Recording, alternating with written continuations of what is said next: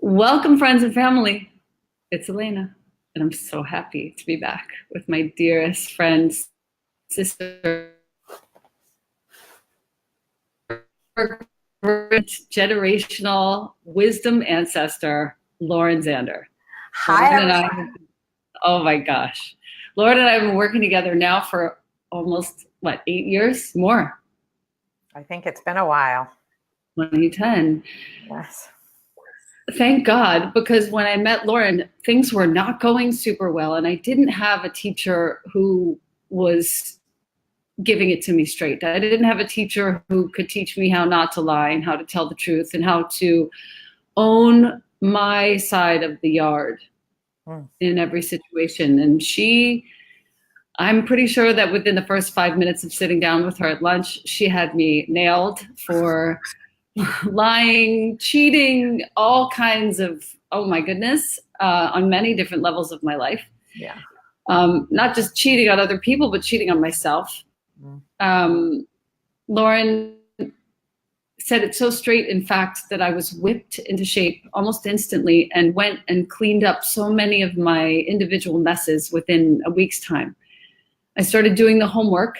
She's the founder of the Handel Group, which is one of the most prominent coaching companies on planet Earth and has worked with some of the most favorite and revered, not just celebrities, but luminaries in almost every field.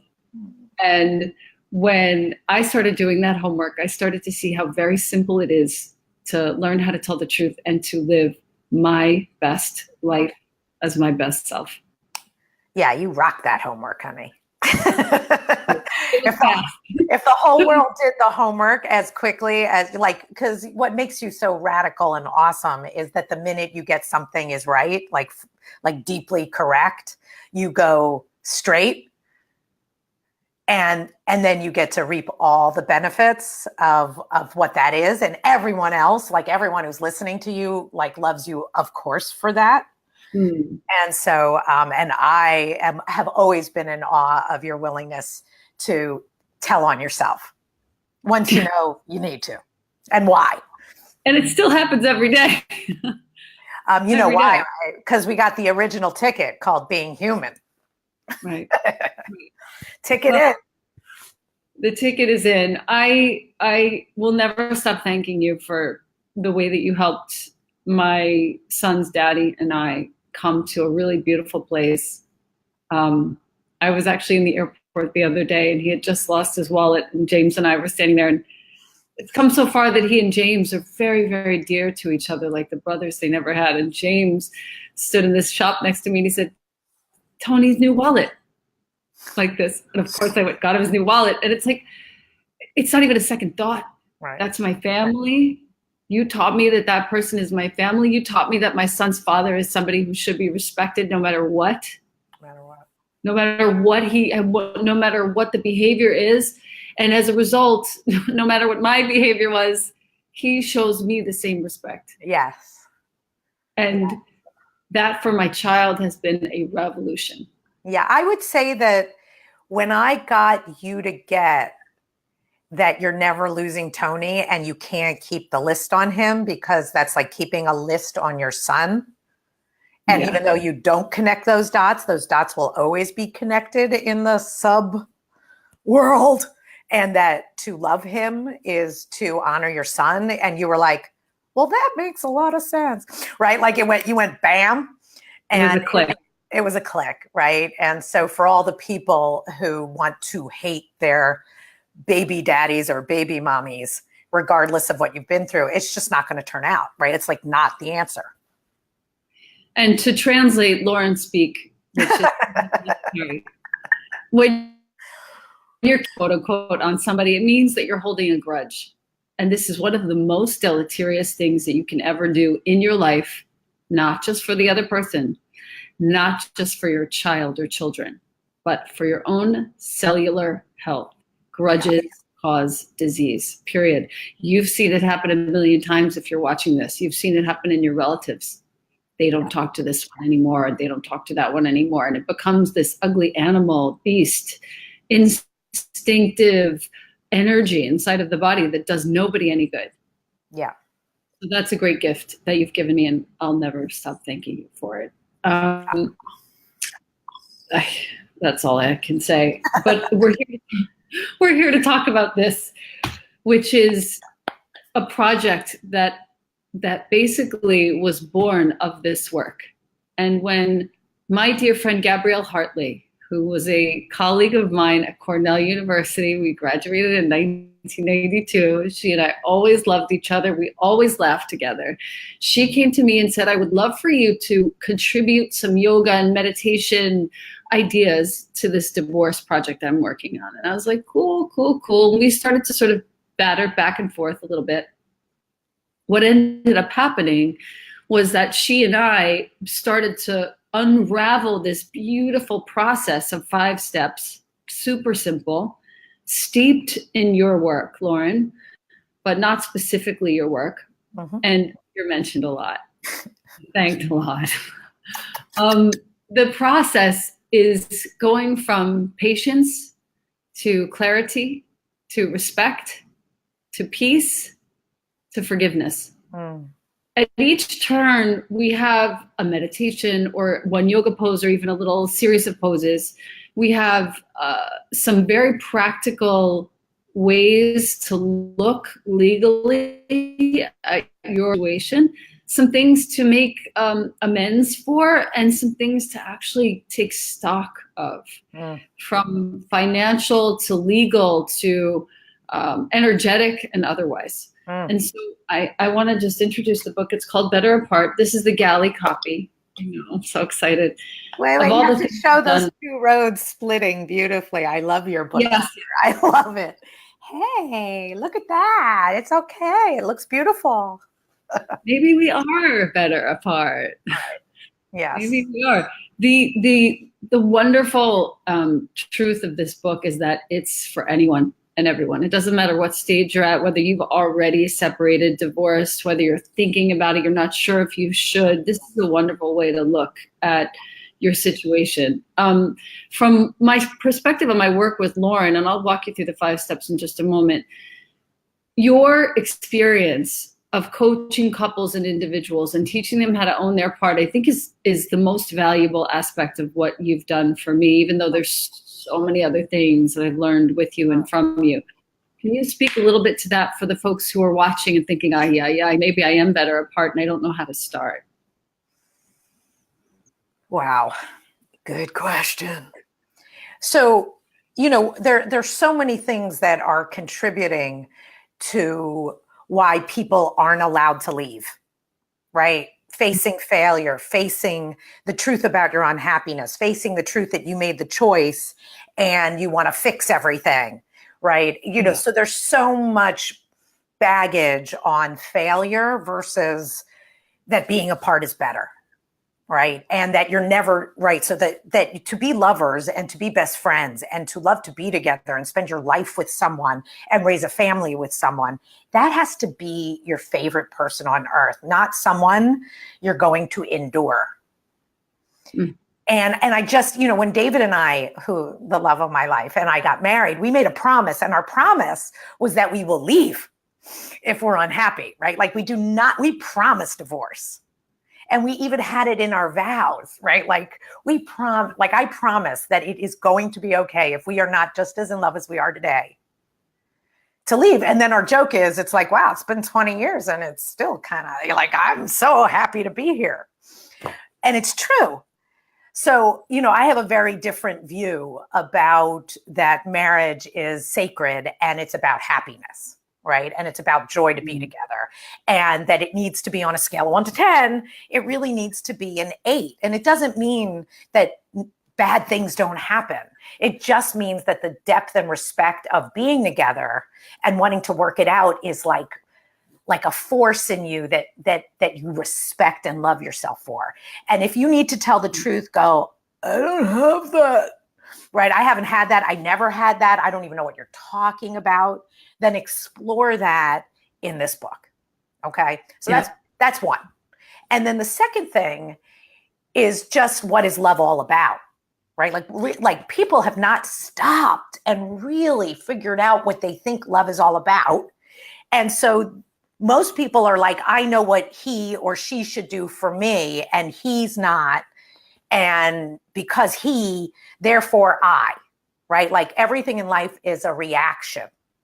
Or, you know, well, did you, right? Like everything's about how I react versus the real theme or the theory that I stand in, which is two peas in a pod, right? So if you're telling me the list of lies that Tony did to you, I don't even wonder whether you lie to him, right? I don't even wonder. I know the answer. I've been studying this for a very long time. Two peas in a pod. Anyone who ends up together, right? It's not exactly verbatim what you did versus what he did. Oh, his was worse, right? But it's not going to be far. And I can look you straight in the eye and go, what'd you do?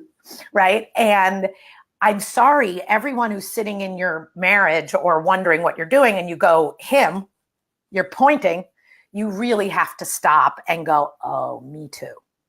Uh-oh, yeah. Watch out for the me toos. Maybe it's me. Right? Maybe it's me. Maybe it's me. There was an element, though, when we first met and you gave me that homework and you presented the idea of designing what our split would feel and look like. That was absolutely crucial. Yeah. And it's what gave me the confidence when Gabrielle came to me to write this. It's what gave me the confidence to say, you know what? Yes. Yeah. I know how. Yeah. Yeah. Oh my God. And then most people, because they're so violated, hurt, been through real hell, do not stop the hell from rolling more and get that no one wants hell. He doesn't, you don't like it just takes one to change the dynamic. Like it's impossible not to change a dynamic if one person changes, right? Which is this is exactly the magic of this book. Yeah. Exactly. And Tony had no plans of changing till you changed, right? Right. All the way to he loved me for what happened to you, in which case sign him up for whatever that is, right? So, and he was not that guy. Right? Like if I told you from day one, don't worry, Tony will be sitting on my couch in no time, right? Right. It just, so everyone also underestimates human potential. I see what you're saying. Right. And so the potential, once you started to create your own design, then you now have your North Star, you have what you believe in. Yep. And then every conversation changes. And there was an element, I have to say, if you're watching this and you're really wondering how you alone could change the flavor and the dynamic in your household, your family, your couple, your relationship, there was an element of me having to utterly shift my stance on my son's dad and begin believing in him in a way that was actually me believing in his future self and investing in who he was going to become energetically. That changed everything. And when you look at the 5 pillars of this book, the essential elements, let's say, of being better apart, when you go through patience, it really is just, I had to have so much patience. It took him 3 years to trust me after all of this started to go down. 3 years, because I was behaving so poorly. I was so reactive. I was, first of all, high, getting stoned all the time because I couldn't face myself or anything else. And so I wasn't myself. I was, as I said, very reactive. I was not to be trusted in my emotional state. And then to go from patience to clarity and start to figure out, okay, now that we've established what we need to do and how it needs to go, let's get clear on what is need and what is want. Yeah. And this is for you if you're watching and you know what you have to do and you know you have to split, you know you'll be better apart, but you now have the unsavory task of figuring out the facts of it. I need this amount for my children and this amount for my house and for these expenses. Wanting is, I want a new car or I want a new something. And you have to really be honest with yourself, because what I found in my process is that greed has no place in this conversation. What does have a place is you being very clear on what you absolutely need and asking for that, granting that, rather than asking or granting more. Respect is what's next, and that really does take time. And it really does. You have to go through patience and clarity to get to respect. And it's one of the highest emotional frequencies. When you feel respect for somebody, you feel that feels in your body. It's like a tingling, healing sensation. And it's a full body blast. That respect. Yeah, go ahead. You can grant respect, right? Like, right. You could go, I don't have to respect your sex life to grant that I respect you and your freedom. Right. So a lot of times what happens is we judge, we go, that's right or wrong. And then because I think it's wrong, I remove respect. Right. And then I don't have to treat you well, or I can blame you. Like, it puts you in a position when there's a lack of respect, there's an entitlement to blame and a superiority complex. You bet your last buck. Right. And there isn't a human on earth that doesn't have what's creepy about them too. Right. I swear it was the ticket in. It was the ticket in. It was the ticket in. You will have you've got a dark side too. So granting respect is not because I like everything you do and the way you do it. So therefore now I offer you respect because it's a result of how much right? Respect is a very different way to honor being alive and how hard it is to be alive, or just what it is to be is not an easy deal, right? It's more generous. It's more generous. Yeah. Than we think. Yeah. It's true respect. It goes right back to why it feels so good in your body. Yeah. Right. It's like they talk about a high without any drugs. Right. And then if you talk about where you don't feel high without any drugs, you would go, oh, I don't respect it. Probably will work every time. Right. That I could stop there and never talk about anything again. But after respect, we get to peace and we get to forgiveness. And peace is actually a cultivation. And the reason why I included it in the book, I was going to do 4. But the reason why I included peace as the 4th of 5 is that we have to actually practice it. The whole world has to practice it. And it's not something that we can say, we need to be more peaceful with regards to this particular current situation and current events, and then go home and be a total jerk. Peace is a cultivation. It is a practice. And we owe it to ourselves. We owe it to the person with whom we fell in love those many years ago. And we definitely owe it to the future generation, if we have kids especially, to just practice being peaceful. And what does that even look like? It looks like you being tranquil in your body. It looks like you taking time for yourself. I'm not talking about the whole self-care, overused, blah, blah. Not that. In yourself, 4 seconds before you do something. Sending yourself an email before you send it out. Peacefulness.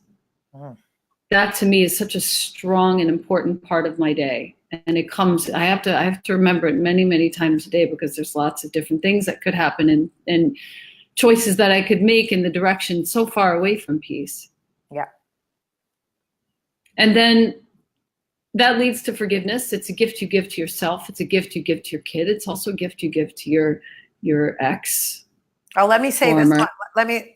Do not tell me you forgave someone, but will never talk to them again.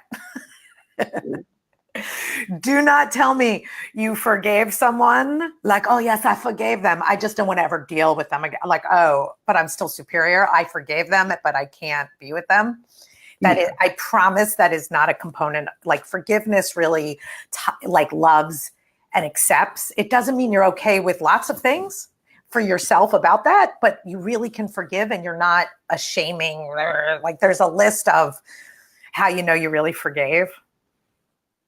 Yeah. Yeah. Yeah. Yeah. There's and there's a messy side and a complicated side to real forgiveness. But it's not supposed to be perfect. It's not supposed to feel easy. It's supposed to feel strong and touching. It's supposed to reach you in parts of you that you've never even felt before. That too is a healing, similar to what you feel when you have full body respect. When you have full body forgiveness, there is a chemical cascade that happens in your body. That is one of the most important things that we can practice in this life, in this body at this time.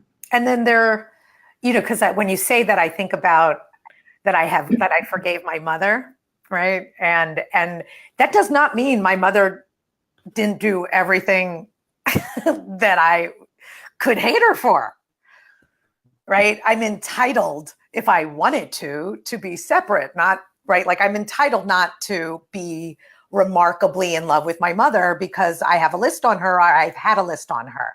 So deep forgiveness inside yourself really does accept something as is. Yeah. And if you have it with someone, and this is all for finding out if you do or if you don't. And it could be with an old friend. It could go back to high school. It could go back to it could go back to everything. Yeah. Yay. We have one last point, I think, that is the most important point, and we've said it in different ways, but the legacy you leave behind if you do choose to forgive is so much more of benefit to the people you leave behind, the family that you leave behind, and also to the generations that came before you. If you choose to forgive instead of holding a grudge, there's a very strong legacy that pushes forward into the future with positivity in a way that we can't even quantify. Yeah. I feel pretty strongly about that. I feel it as true already. Yeah. I feel like the life that's come to me now is largely a result of all the things that you asked me that sounded super preposterous at the very beginning, all the things that you asked me to do and think about and practice and dive into. And I still have a few little pockets of my life that have to be refined in this very particular way, but I know it's in the right direction because everything is showing itself to me in all the ways that I had ever dreamed of. So, yeah. Compassion is the last point. It's not a particular one of the 5 pillars, but I want to just say that if the work with Handel Group has taught me anything, in doing the homework, which is long and extensive and the most valuable writing I've ever done, it's to have compassion for myself as a human, as imperfectly perfect, as deep troughs of feeling that will never stop. And as somebody who has the capacity to actually look at that feeling body and see also the facts and the figures and what needs to happen next. And there's a lot of capacity that I see now in myself, now that I'm holding great, deep compassion for myself, that I never would have realized had I not practiced that compassion via this homework. So I just want to say thank you for that. There's so much I could thank you for. I think that that your divorce and your like how it ended up honoring your marriage, right? And your child and James, like the rest of your life is just like, of course you should write a book about it, right? Like, of course you rock. You did the work and it's just so moving to be here with you going, maybe it's you, honey. Nice work. Maybe it was me. Maybe it still is. It really is. It really is. And then who you would be in a marriage now because of all the work you did is just what it's about, right? It's not about us getting it the first time. It's about us getting it when we get it. Get it when we get it. I think that's the key to evolution. Yeah. You'll understand it when you understand it, and just keep trying. Yeah. Thank you so much. I cannot thank you enough. You rock. And I really am excited for everyone to be able to like take your book, like take the book and just let it begin a process. Because once people actually, even if the amount of people who read something and then 4 years later or 3, and then it like, boom, right? So it's not about that you have to be ready and it's really hard and here we go. It's begin it. And it will take you on a ride. And I am certain that your words, because they're so real and true, will help anyone begin the process of telling their truth. I'll never stop thanking you, Lauren Zander. I'll never stop being thrilled that we are sisters with the same mission of love humanity, all of our humanity. So the book is called Better Apart, and I will include a link to it here in the little comment below the video. The way to learn more about the Handel Group, which is really my main recommendation at this point, if you are considering splitting or refining your understanding of yourself or your partner, you go to handelgroup.com, Handel. I'll also include the link here. And I personally have a page with a bunch of my most potent writing as I went through my process over the last several years. And it's handelgroup.com/Elena, ELENA -Brower. But I'll put the link here as well. And I just love you so much, Lauren Zander. Thank you for everything. Yay. Come on, everybody. Weather's great. The weather's great over here. Yeah. Thank you, everyone, for being here. Thank you so much. Bye, guys. Bye.